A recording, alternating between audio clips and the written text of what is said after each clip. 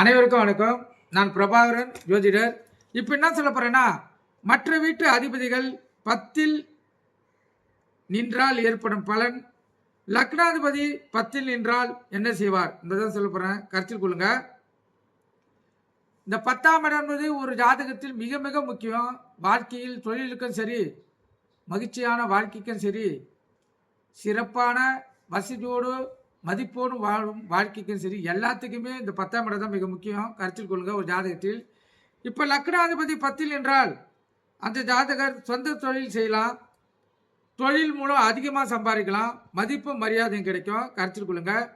அதே போல் 2ஆம் அதிபதி 10ல் என்றால் தொழில் வழியில் அந்த ஜாதகருக்கு நல்ல பணப்புழக்கம் இருக்கும், மதிப்பும் மரியாதையும் கிடைக்கும், அதிகமான வருமானத்தை சம்பாதித்து மிகவும் பேரும் புகழோடு மகிழ்ச்சியமான வாழ்க்கையை வாழ முடியும். கருத்தில் கொள்ளுங்க. 3ஆம் அதிபதி 10ல் என்றால் தன் சகோதரனை சீக்கிரத்தில் பறி கொடுக்க நேரிடும். அதே போல பல பெண்களுடன் தொடர்பு ஏற்படுறதுக்கு அந்த ஜாதகருக்கு வாய்ப்பு ஏற்படும். கருத்தில் கொள்ளுங்க. அதே போல 4ஆம் அதிபதி 10ல் என்றால் இது ஒரு ராஜயோகனே சொல்லலாம். மிகவும் சிறப்பானது. அவரை பல பேர் வணங்குவாங்க. அரசு கௌரவம் அவருக்கு ஏற்படும். அதே போல அனைவரையும் அடக்கியாலும் தன்மை அவருக்கு ஏற்படுறதுக்கு அதிக வாய்ப்பு இருக்குது. கருத்தில் கொள்ளுங்க.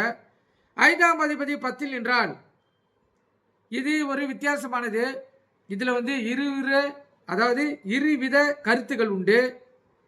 ஒன்று தரிசனவான் என்பாங்க, இன்னொன்று அரசு கௌரவம், அரசால் உயர்ந்த பதவியும் ஆட்சியில் செய்யக்கூடிய அமைப்பு இருக்கணும்வாங்க. அது பிற கிரகங்கள் அடிப்படையில் சேர்க்கையில் ஏற்படும். கருத்தில் கொள்ளுங்க. இந்த 5ஆம் இடம் லாபத்தையும் கொடுக்கும், நஷ்டத்தையும் கொடுக்கும். ஏன்னா இது பூர்வ புண்ணிய ஸ்தானம்.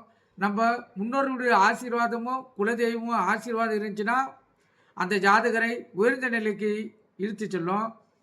இல்லைனா தாழ்ந்த நிலையை கொடுத்து அந்த ஜாதகரை அகல பாதாத்தில் தள்ளி விட்டுரும். கருத்தில் கொள்ளுங்க.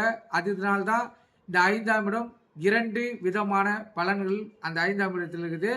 கருத்தில் கொள்ளுங்க.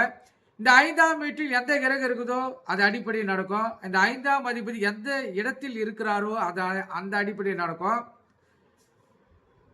5ஆம் அதிபதி 5ஆம் இடத்தில் கிரகத்தை எந்த கிரகங்கள் பார்க்குதோ அது சுப கிரகங்களாக இருந்தால் சுப பலன் நடக்கும், பாவ கிரகங்களாக இருந்தால் பாவ கிரகம் நடக்கும். கருத்தில் கொள்ளுங்க.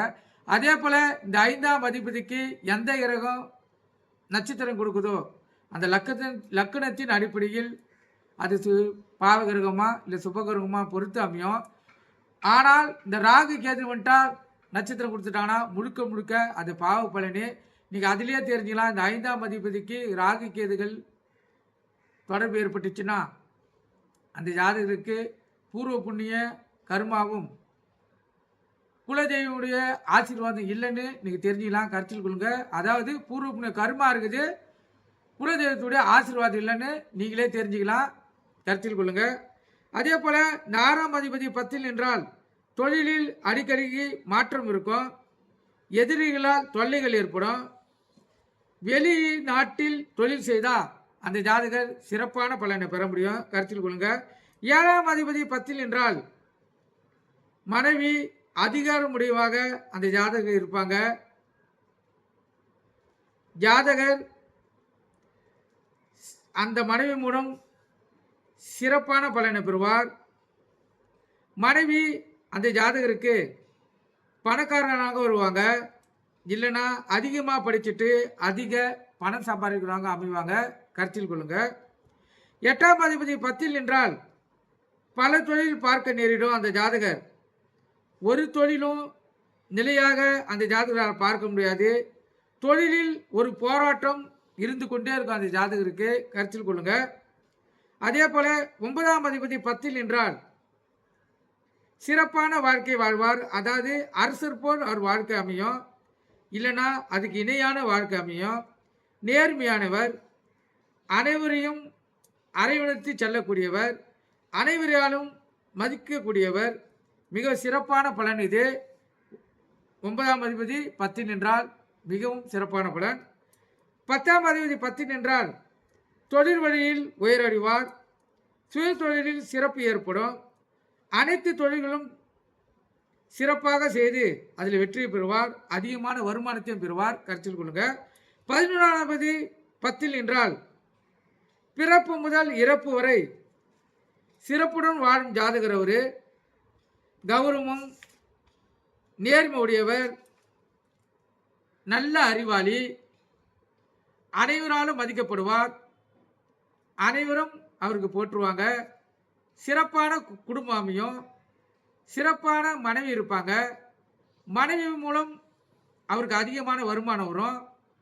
மனைவியால் மதிக்கப்படுவார். அதாவது எப்படின்னா, மனைவியால் பிறர் மூலம் மதிக்கப்படுவார். மனைவி அவருக்கு உறுதுணையாக இருப்பாங்க. அவங்க வருமானத்துக்கும் அவருக்கு உதவுவாங்க. அவங்களுடைய அறிவை கொண்டு இந்த ஜாதகர் ஜொலிப்பார். மிகவும் சிறப்பான அமைப்பு. கணவன் மனைவி ஒற்றுமைக்கு ஏற்ற இடம் அந்த 11ஆவது இடம். கருத்தில் கொள்ளுங்க. இந்த 11ஆம் அதிபதி 10 இருந்தால் இந்த பலன்தான். மிகவும் கணவன் மனைவியுடைய வாழ்க்கையை ஜொலிக்கும். அதே போல இந்த 12ஆம் அதிபதி 10 என்றால் அல்பதனமான ஜாதகராக அந்த ஜாதகர் இருப்பார். முதலாளிகளுடன் விரோதம் ஏற்படும். அதிகமான செலவுகள் செய்யக்கூடியவராக இருப்பார். கணவன் மனைவிடையே எப்போதும் பிரச்சனை இருந்து கொண்டே இருக்கும். மனைவியை விட்டு வெளியிடங்கள் தங்கி வேலை பார்த்து, இப்போ 3 மாதம் வெளியிடங்கள் தங்கி பார்த்துட்டு 3 நாள் வீட்டுக்கு கொண்டு போனார்னா அந்த ஜாதகர் மகிழ்ச்சிகரமான வாழலாம். மனைவி கூடயே இருந்து வாழ்க்கை நடத்தினார்னா அவருக்கு காலத்துக்கும் பிரச்சனை தொடர்ந்து கொண்டே இருக்கும். மனதில் நிம்மதி இருக்காது. மனைவிக்கும் இவருக்கும் ஒரு நிலையான ஒற்றுமை இருக்காது. கருத்து வேறுபாடுகளே நிகழும். நீங்கள் கருத்தில் கொண்டு பயன்பெறுங்க. இந்த பதிவு உங்களுக்கு எந்த அளவுக்கு பிடிச்சிருக்குதுன்னு லைக் பண்ணுங்கள், ஷேர் பண்ணுங்கள், கமெண்ட் பண்ணுங்கள். நம்ம சேனலை சப்ஸ்கிரைப் பண்ணாதவங்க சப்ஸ்கிரைப் பண்ணுங்கள். எனக்கு தெரிஞ்ச கருத்துக்களையும் என் முன்னோர்கள் அளித்த கருத்துக்களையும் நூலில் உள்ள சிறந்த கருத்துக்களையும் நான் ஜோதிடத்தில் பார்த்த அனுபவத்தின் கருத்துக்களையும் உங்களுக்கு தெரிவிப்பேன். கருத்தில் கொண்டு பயன்பெறுங்க. நான் ஏற்கனவே பல பதிவுகள் போட்டிருக்கேன். அந்த பதிவுகள் உங்களுக்கு பயனுள்ளதாக இருக்கும். குழந்தை பிறக்காதவர்கள் என்ன பண்ணால் குழந்தை பிறக்கும், எந்த கோயிலுக்கு போனால் சிறப்பு, அதே போல் திருமணம் ஆகாதவங்களுக்கு எந்த கோயிலுக்கு போனால் சிறப்பு, என்ன பரிகாரம் செய்தால் பலன் நடக்கும். இப்போ ஒரு ஜாதகத்துடைய தோஷங்கள் பார்த்தீங்கன்னா 11 தோஷங்கள் இருக்கும். கருத்தில் கொள்ளுங்கள். அந்த 11 தோஷத்தில் ஒரு 3 தோஷம் வந்துட்டாவே அந்த ஜாதகருக்கு திருமணம் நடக்காது, குழந்தை பாக்கியம் இருக்காது. ஆனால் அதிகமான வருமானம் சம்பாதிப்பாங்க, வசதியான வீட்டில் இருப்பாங்க, ஆனால் திருமணம் நடக்காது. ஒருத்தருக்கு திருமணம் நடந்துடும், ஆனால் குழந்தை பாக்கியம் இருக்காது. இதுக்கெல்லாம் அந்த கிரகங்கள் நிலையே காரணம். நீங்கள் நம்ம சேனலை சப்ஸ்கிரைப் பண்ணிவிட்டு உள்ளே போய்ட்டு பாருங்கள்.